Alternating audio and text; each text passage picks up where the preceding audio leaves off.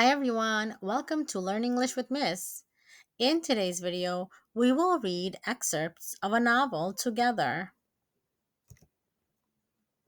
The Joy Luck Club, Chapter 2, Jing-Mei Wu, Part 2.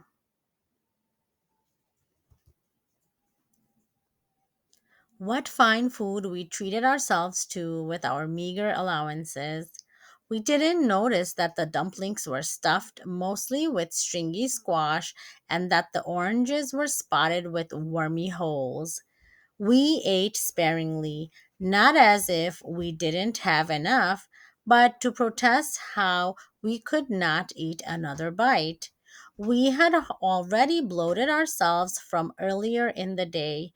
We knew we had luxuries few people could afford. We were the lucky ones.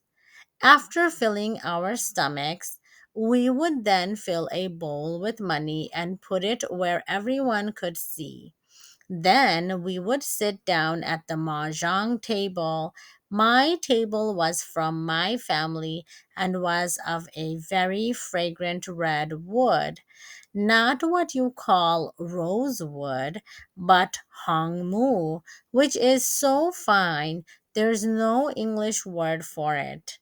The table had a very thick pad, so that when the mahjong pie were spilled onto the table, the only sound was of ivory tiles washing against one another.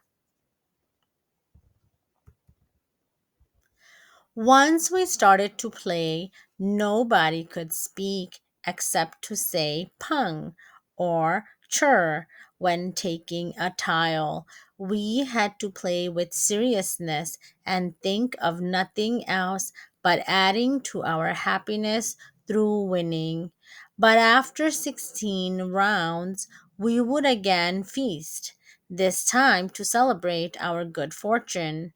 And then we would talk into the night until the morning, saying stories about good times in the past and good times yet to come. After filling our stomachs, we would then fill a bowl with money and put it where everyone could see. Then we would sit down at the mahjong table. My table was from my family and was of a very fragrant red wood. Not what you call rosewood, but hongmu, which is so fine there's no English word for it. The table had a very thick pad, so that when the mahjong pie were spilled onto the table, the only sound was of ivory tiles washing against one another.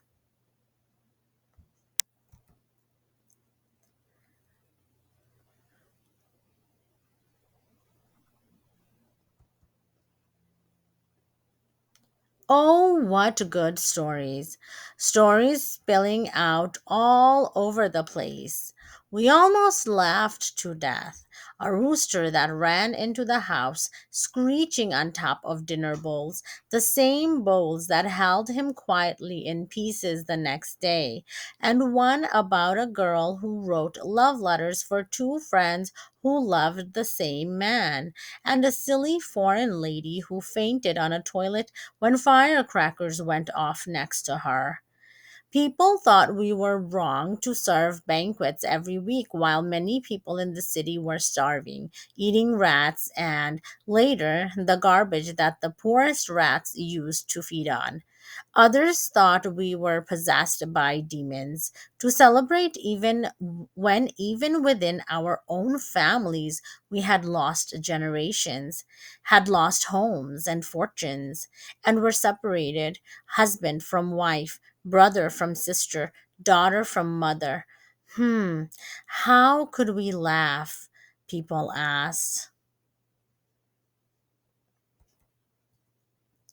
It's not that we had no heart or eyes for pain. We were all afraid.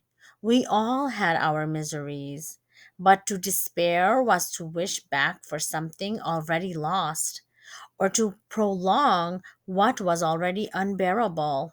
How much can you wish for a favorite warm coat that hangs in the closet of a house that burned down with your mother and father inside of it? How long can you see in your mind arms and legs hanging from telephone wires and starving dogs running down the streets with half chewed hands dangling from their jaws? What was worse, we asked among ourselves to sit and wait for our own deaths with proper somber faces or to choose our own happiness.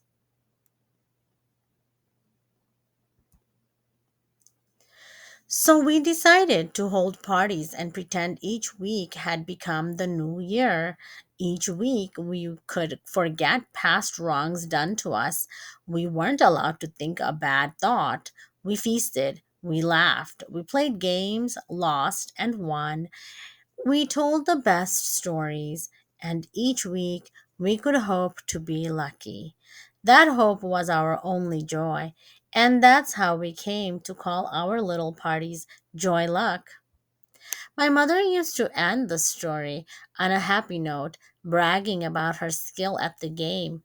I won many times and was so lucky the others teased that I had learned the trick of a clever thief, she said. I won tens of thousands of yuan, but I wasn't rich. No. By then, paper money had become worthless. Even toilet paper was worth more. And that made us laugh harder to think 1,000 yuan note wasn't even good enough to rub on your bottoms. I never thought my mother's Quailin story was anything but a Chinese fairy tale. The endings always changed. Sometimes she said she used that worthless 1,000 yuan note to buy a half cup of rice. She turned that rice into a pot of porridge. She traded that gruel for 2 feet from a pig. Those 2 feet became 6 eggs. Those eggs, 6 chickens. The story always grew and grew. And then one evening, after I had begged her to buy me a transistor radio, after she refused and I had sulked in silence for an hour, she said, "Why do you think you are missing something you never had?" And then she told me a completely different ending to the story. An army officer came to my house early one morning, she said, and told me to go quickly to my husband, Chungking. In Chungking, and I knew he was telling me to run away from Lin. I knew what happened to officers and their families when the Japanese arrived. How could I go? There were no trains leaving Lin. My friend from Nanking, she was so good to me. She bribed a man to steal a wheelbarrow used to haul coal. She promised to warn our other friends. I packed my things and my 2 babies into this wheelbarrow and began pushing to Chungking 4 days before the Japanese marched into Guilin. On the road, I heard news of the slaughter from people running past me. It was terrible. Up to the last day, the Kuomintang insisted that Guilin was safe, protected by the Chinese army. But later that day, the streets of Guilin were strewn with newspapers reporting great Kuomintang victories, and on top of these papers, like fresh fish from a butcher, lay rows of people, men, women, and children who had never lost hope but had lost their lives instead. When I heard this news, I walked faster and faster, asking myself at each step, were they foolish? Were they brave? I pushed toward Chungking until my wheel broke. I abandoned my beautiful mahjong table of a Hongmu.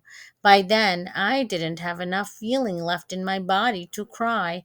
I tied scarves into slings and put a baby on each side of my shoulder.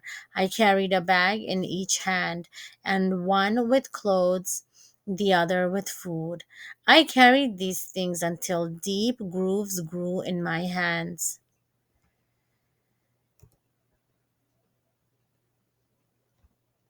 Thank you for watching and learning with me. I'll see you again next time. Bye bye.